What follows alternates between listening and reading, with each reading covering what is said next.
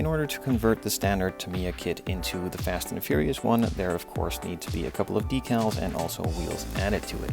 USCP made a small trans kit for it. It's really easy to do as it's not really any modifications apart from mounting the wheels and applying some decals.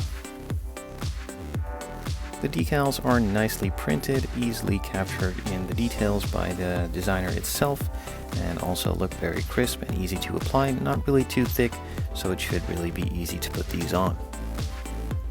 With the wheels you also get 4 tires, as these are a bit bigger than the standard ones and have a bit thinner of a sidewall. As usual, nice detail, nice red pattern, and also nice sidewall details. For mounting the wheels you get the option of the male and female fitment.